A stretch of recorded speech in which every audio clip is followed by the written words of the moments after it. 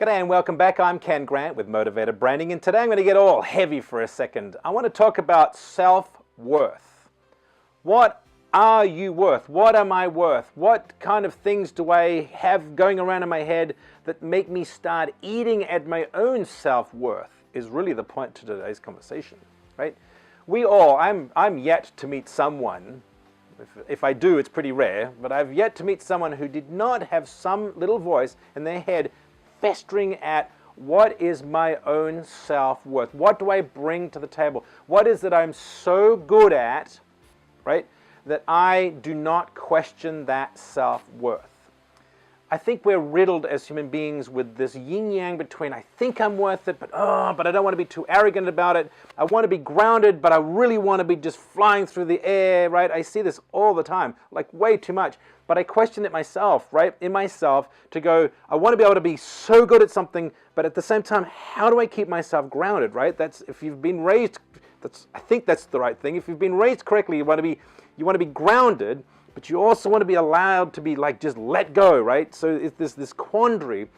But at the same time, in the middle of that is what's my worth? Do I do something correctly? Do I do something well? And is there worth to that? Here's the reason I bring this up. If you don't value your own worth, then why should someone else value it, right?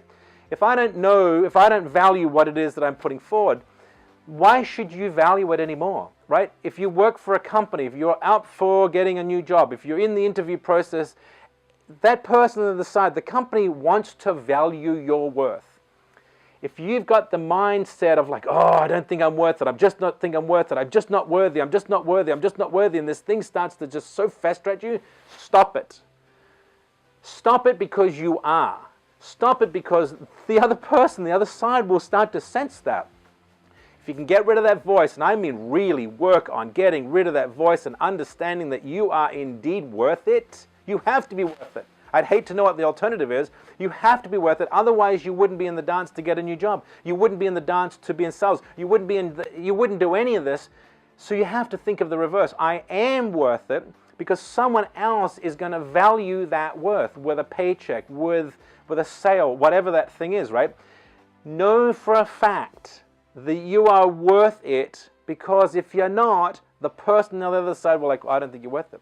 But I so badly want the job. I don't think you're worth it. But I so badly want that job. Then you need to understand that you're worth it, right? Think about it.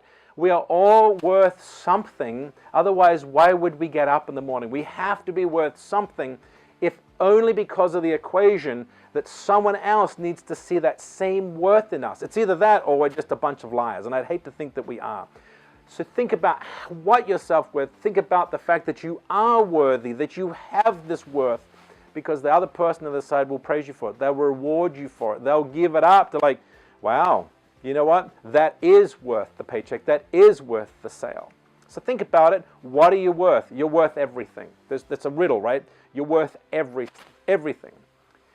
Until next time, this is Ken Grant with Motivated Branding.